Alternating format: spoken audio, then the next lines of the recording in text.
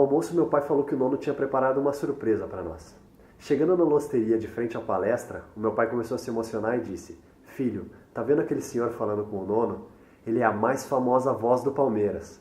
Na época eu não sabia nada, mas hoje eu sei tudo sobre o Fiore di Liotti. Naquele dia, meu pai e eu tivemos certeza, nós seríamos campeões. E teve a Libertadores, que, cara, hoje em dia eu não sei se eu conseguiria comprar o ingresso, que era tão concorrido e naquela época você tinha que comprar lá.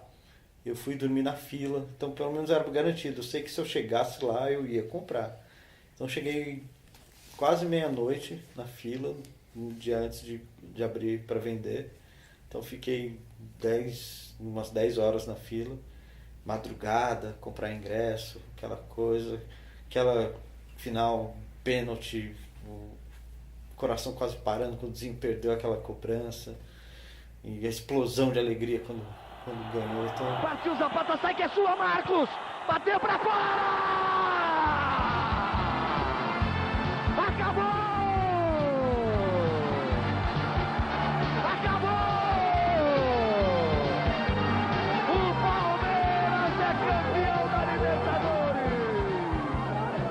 Lá na escola em Porto Alegre eu era conhecido como Palestrino, o único verde entre gremistas e colorados. Mas em 2002 as coisas complicaram um pouco. Meu nono teve um AVC, depois da partida contra o Vitória, quando fomos rebaixados. O Palmeiras não podia ter feito isso. Especificamente no primeiro rebaixamento foi muito triste, porque a gente sabia que não tinha um time para ser rebaixado. Mas também não era um time para ser campeão. A gente já estava meio que... depois que saiu a Parmalat, a gente sabia que eles estavam montando, era um quebra-cabeça, não eram times completos, eram times de alguns jogadores de qualidade duvidosa, mas não era para ser rebaixado. A gente tinha jogadores bons naquele elenco, e eu acho que foi assim, ao mesmo tempo pode parecer que é uma desculpa de torcedor, mas eu vi como assim caiu a chance da gente reconstruir e voltar dentro de campo. Uma coisa que não estava acontecendo. O futebol brasileiro ainda está aprendendo com algumas coisas. E a gente, infelizmente, teve que ser protagonista nesse momento. A gente teve que ser o primeiro clube que não vai virar a mesa. Não o primeiro, mas o mais marcante. Palmeiras e Botafogo jogaram a segunda divisão. Não viraram a mesa. O nono se recuperou. E em 2013 eu comecei a usar a internet para me aproximar do Alviverde. E numa comunidade do Orkut eu conheci a Bruna. Foi meio difícil, mas eu convenci meu pai a me deixar viajar com a torcida. Também era uma desculpa para eu poder ver a Bruna. Era um sufoco, mas ao mesmo tempo era bacana, porque estava todo mundo junto e não tinha momentos de briga, não tinha assim os adversários, vamos falar, um camisa do Palmeiras com o adversário, andávamos juntos, eu lembro. Só depois de 5 anos que eu resolvi dar mais um passo. Na final de 2008 contra a Ponte Preta, eu resolvi pedir ela em namoro. Bah, aí não teve jeito. Levei ela lá para Porto Alegre para comemorar o caneco com a minha família. Cara, aquele depoimento do Marcão na final devia percorrer o mundo em palestras motivacionais. Fazer um tratamento lá para voltar. Eu me quebro tudo de novo, juro por Deus, eu me quebro tudo de novo, eu não vou perder para essa Ponte Preta nem a pau. Nem a pau. Quebro minha perna, quebro meu pescoço se tiver quebradeira essa p***, eu não vou perder. Porque eu sei o que eu sofri para estar aqui, eu sei que vocês sofreram também. Então, velho, eu não vou ter medo de errar. Se eu errar, mas eu vou arriscar, velho. Vou arriscar, que nem contra o São Paulo. Se tiver que jogar de livre, eu jogo nessa p***. Mas eu não vou perder. Nós não vamos perder, porque a gente sabe o que a gente fez pra estar aqui, pô. Bora, Rebeca.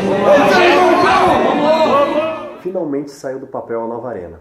Como teríamos uma despedida, resolvi marcar esse momento nas nossas vidas. Então pedi a Bruna em casamento. Simples assim. Eu não posso falar isso pra ela, mas foi melhor ainda porque ganhamos do Grêmio. Aquele jogo contra o Grêmio, eu não ia ir, justamente por condições financeiras. Eu não ia. Aí a Tati me falou pra ir, vamos, a gente dá um jeito, a gente consegue. Eu fui. Cara, chorei muito naquele jogo. Ficar procurando as piscinas. As piscinas, né? O placar. O placar, a turma do amendoim. Aquele placar sem vergonha. A gente vai entortar o pescoço para chegar o que estava passando, é verdade. Depois disso veio a despedida contra o Boca. O timinho mais encardido esse. Aproveitamos a data para reunir a família da Bruna com a minha. O Palmeiras perdeu, mas eu ganhei à noite, quando o nono Genaro me deu essa camisa do Palestra Itália, que o Vô Vitório ganhou do Canhoto, na Taça Rio de 51. Essa camisa, ela era do meu tio trabalhava com um cara que conhecia um jogador do Santos que jogou contra o Edu Manga, contra o Palmeiras naquele jogo.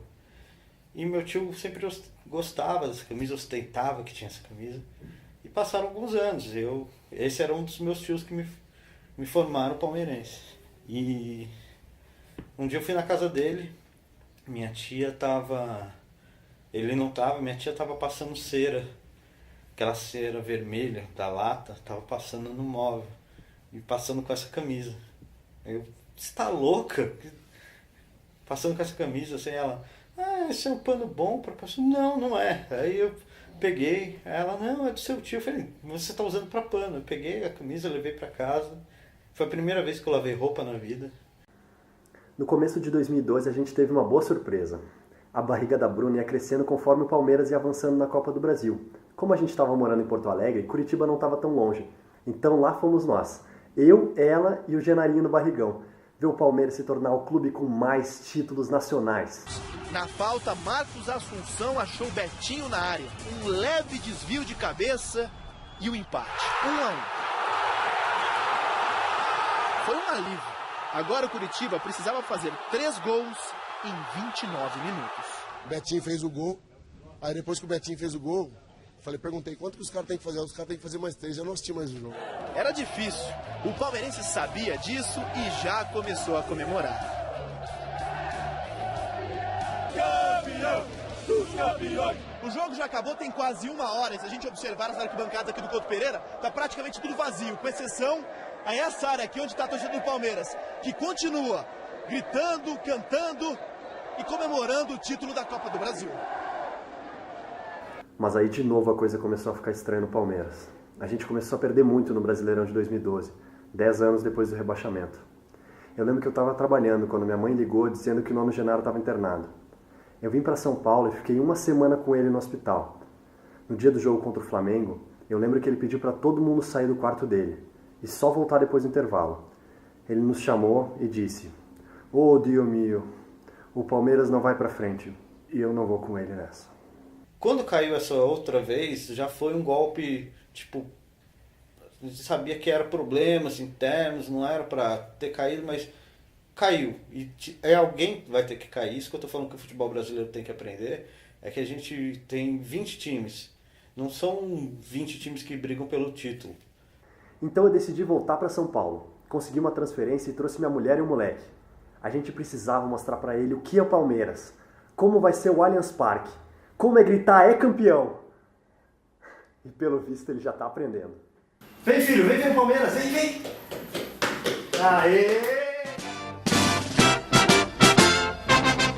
Quando surge o alviverde imponente, no gramado em que a luta o aguarda, sabe bem o que vem pela frente, que a dureza do prédio não tarda, e o Palmeiras no ator da partida.